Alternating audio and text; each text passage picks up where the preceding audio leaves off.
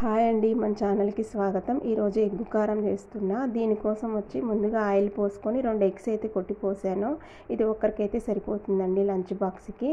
ఇంకా ఇది ఫ్రై అయ్యే లోపల మనం ఇంట్లో కారం ఉంటుంది, దాంట్లో ఎల్లిపాయలు వేసేసి దంచుకుందాం. మంచిగా నల్లగొడదాం. ఎల్లిపాయలు అనేవి ఎల్లిపాయ కారం అంటారు, ఆ విధంగా దంచుకోవాలి. ఈ లోపల ఇది ఫ్రై అయింది.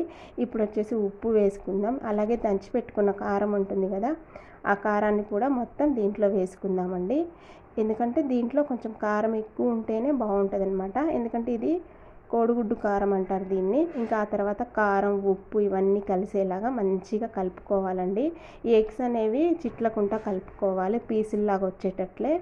ఇంకా మంచిగా కలిపేసుకున్నాక 2-3 మినిట్స్ పాటు ఫ్రై చేసుకోవాలి. కారం అనేది పచ్చివాసన పోయే వరకు. ఎంత మంచి వాసన వస్తుందంటే అంత మంచి వాసన వస్తుందండి. మంచిగా ఫ్రై అవుతుంది.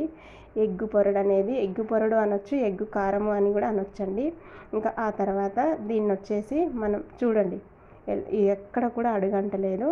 ఇంకా మన కూర అనేది రెడీ అయిపోయినట్టేనండి. మసాలాలు ఏవి అవసరం లేదు.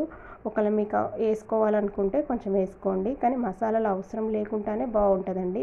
ఇట్లా రావాలి, ముక్కలుగా మంచిగా వచ్చింది కదండి కూర అనేది. ఆ తర్వాత ఇంకా మనకి ఈ కర్రీ అనేది రెడీ అయిపోయింది. ఇంకా మార్నింగ్ నేను చేసింది ఏమేమి వంటలు చేసిందో చూపిస్తాను. ముందుగా వైట్ రైసు.